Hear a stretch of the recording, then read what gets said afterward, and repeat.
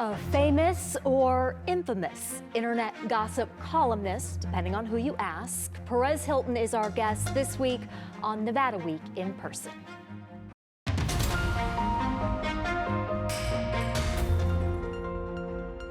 Support for Nevada Week in Person is provided by Senator William H. Hernstadt. Welcome to Nevada Week in Person. I'm Amber Renee Dixon, a Miami native whose parents fled Cuba for the American dream. His dream initially was to be an actor.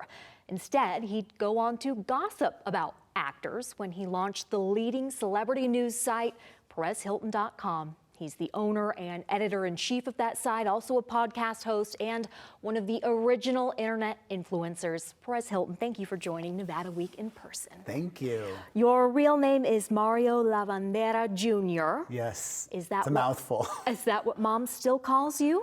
No, she calls me Mario Armando. Oh. Never just Mario. Mario Armando. But not Perez either. No. I mean, sometimes if we're out at an event, she'll say, I'm Perez's mom. Okay. But never home. Okay, and she moved with you from LA and your 3 kids here to Las Vegas about 3 years ago. Why did you make that move?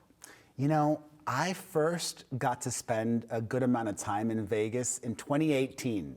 And I have Chippendales to thank. They brought me out to be their special celebrity MC. And being here for that stretch of time and getting to go home to the rental place after the show and getting there in 15 minutes, what is this? And just experiencing Vegas like a local, that planted the seed. I almost bought a house then, and I regret not doing it, because in 2018, the homes were still pretty cheap. Now, not as much. But eventually, it took a pandemic, and my therapist is the second person responsible for getting me here. First are the folks at Chippendales. My therapist said, if you think you'd be happier there, just do it, just move. I could not give myself that permission. I felt like I was trapped in Los Angeles. Like, oh, I have to be here. This is where showbiz is. But no, I'm happier here. I could still be in LA in 45 minutes. And Vegas is becoming more and more Hollywood-esque also. And happier here because of everything we hear about, less traffic. That's the main reason. Cheaper home prices. And actually, I think Vegas is wonderful for young children. There's so much to do here with kids. I do more in Vegas with my children who are 12, 10, and almost 8 than I did in Los Angeles. It's easier to get around. There's such a variety of things to do. Yeah, okay. And they've adjusted well? Oh, they love it. Yeah. They love it. You recently posted a video, a family vlog, and your son talked about an experience he had at school that was very touching for you. He saw a friend getting bullied. This friend told him, I want to take my life. And he went and told the counselor and got that student some help. Why did you choose to talk about that on your website? I thought it was an important conversation to have publicly. And I thought that me being very real with my kids in that moment could maybe facilitate a similar conversation in somebody else's home. And it's important to have these conversations because it's 2025 and 7th graders, 12-year-olds, 11-year-olds are still behaving in a way that is pushing a little kid to think of ending his life. It's just insane to me. How real are you with your kids about something like bullying? Because you yourself have been accused of being a bully in your own career. Yeah, my kids know that. And actually, I think it helps them to be able to detach from any negative things that are said about them. Because I tell them regularly, you know, your dad, in the past has made a lot of mistakes that are very public and has a lot of people that don't like him. And they're like, well, I don't care, I like you. I'm like, that's what matters. And I even tell my kids, in the future, it might not just be classmates, it might be somebody that's a friend of yours or that you're dating that might say something hurtful about you. Somebody else's opinion should not stop you from doing what makes you happy or feeling any negative way about yourself. I truly don't. Like, I'm 21 years into my career. Actually, there's one thing, my Achilles heel. The only thing that bothers me is when anybody says, oh, he's so lazy. Oh, no. I don't know why. Who would say that? That's like, it doesn't happen, but that would be the biggest insult to me. You could call me this, that, the other, doesn't bother me. But if somebody calls me lazy, it's like, my blood boils because I'm the hardest working person I know. And from what I understand, that's always been how you are. You didn't care what other people thought, even as you were a young man growing up in a Jesuit school, right? And a gay man at that. Yeah. I always knew that what I was taught and the culture that I was surrounded in was not for me. I would like to think and hope that Miami is different these days, but back in the 80s and 90s, it was very homophobic. And not even that, but it was very much groupthink. And it might still be that way because it's one of these pockets of places in the US where the minority is the majority. It's overwhelmingly Latino, and even though you're from this country or that country, they share a lot of similar values.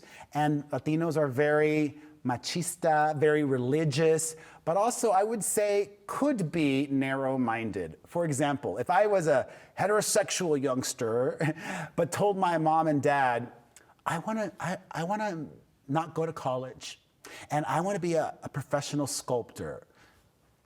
I did not pay money to send you to a Jesuit school for 7 years for you to become a sculptor. But you wanted to become an actor. I know, exactly. And what were your parents' reaction to that? My mom had no choice because I was a little bit of a nerd in school and did very well, I got a full scholarship to NYU. So I was able to leave and pursue my dreams in whatever winding roads and ways I did. But I've been doing acting lately, so that's fun to go back to that, and who knows what the future holds. I see like a comedy show, like a stand-up show in your future. I would love to do a Vegas show. Yeah. Like a hybrid show. It could be one-man show, live podcast, magic, I don't know, a little bit of everything, razzle dazzle. What was the story or the photos that instantly turned you famous overnight that you put on your website? Oh, there is. In May of 2005, I was the first outlet in the world to put pictures up of Brad Pitt and Angelina Jolie as a couple. That's what it was. And actually, I nicknamed them Brangelina. You did? Yes, me. That's why I'm like, some people are gonna make fun of me, but I don't care. I like being honest and vulnerable and real. I cried when they broke up. I wasn't even faking it. Like I literally was like, this is so sad. Like they were always like. Did you record yourself crying? Obviously. Yes, it's my job. Yeah. What do you think about when you go back to those early days, 2005, you're in LA and you have to work at the Coffee Bean Tea and Leaf because you can't afford internet at your apartment? You know, for many years, I was on what seemed like a nonstop apology tour because I made a lot of mistakes, but everybody makes mistakes. It just so happens that mine are very public, and I had like my scarlet P, right? But while I still have deep regret and remorse and shame for those mistakes, I'm done with my apology tour, and I can now look back and be like, you know, I was a trailblazer. I paved the way. Like, what we now know as an influencer, that didn't exist when I started in 2004. Most of the social platforms didn't exist in 2004. Back then it was just me, MySpace, and Facebook. That's it. And I'm still here 21 years later and grateful that I still enjoy what I do, even though I don't want to be working this hard in my 50s. And you did tell me off camera your next era. What are your dreams? I would love to be a travel content creator. Just explore the world, share it, but also because like I'm a naturally curious person, and to just be somewhere in Italy or India and go to a local bar by myself and just have a conversation with somebody there who has no idea who I am, just be real and in the moment, and then document some of it and share it with the world. It seems so fun to me, but I've got to make sure I can still be healthy because, like, oh my God, when I travel, it's like there's no diet. there's no healthy eating traveling. But if I'm doing that professionally, I'm going to make sure I get to the gym and eat healthy-ish on the road. What can be part of your blogging? How do you find a gym in such and such? Or just walk. Yeah, that too. Okay. Yeah, walking is wonderful. Sometimes you can't run in some countries because the dogs will chase you. Oh, wow. I yeah. learned that when I studied abroad in Chile. Anyhow, I want to read some quotes that you told to BBC after you came out with your memoir in 2020. You had never thought about putting an autobiography out there before, quote, because while I have this public persona of being extremely confident, I also am extremely filled with self-doubt, worry, and insecurity. Where do you stand with that now? Oh, absolutely. It's one of the reasons why, like, it's pretty trendy to have a podcast tour. Oh, tour. Doing a podcast tour fills me with anxiety because, I mean, what if nobody shows up? That would be horrible. Not horrible. I would still be very appreciative for anybody that was there, but I still have those thoughts. I mean, like right now I'm very comfortable and confident because I could speak and I can do that well. I'm so type A. Anything that I can control, wonderful. But then if there's all these other factors outside of my control, that's where the doubt and anxiety and uncertainty comes into play. Okay. Another one, I reached a point in my private life where I started having these thoughts about changing. And this was, I think, about a different tone, not as nasty and cruel. But I was paralyzed by fear that I would lose everything that I had worked very hard to achieve up until that point. Did that happen? Have you faced backlash? You know, now that it's been many years later, I actually did lose a lot. I lost a lot of my audience, but that's okay. Because back in 2010, it's still the right thing to do. And I learned you shouldn't say everything you're thinking. Not everyone learns that lesson, not to mention names, maybe somebody with a D and a T, but you know, and it's like this last decade, there's been this big push against being woke. I don't necessarily like the word woke, but what I do like is mindfulness. We need to be mindful of other people. If everyone is just going about their lives completely selfishly, what kind of a country or world are we going to live in? And at what point did you become mindful that I don't need to apologize anymore?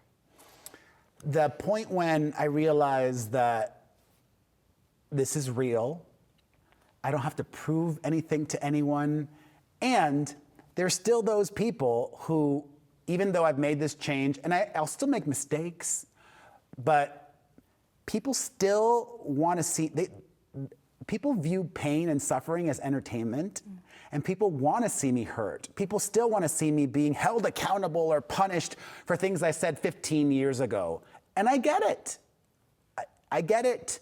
I obviously wish that weren't the case, but I know that nothing I can do will change the minds of many. Like, even if I donated to charity every single dollar that I have, a lot of those people might be like, or some of those people might be like, oh, that's nice. I still don't like them, you know? And that's okay.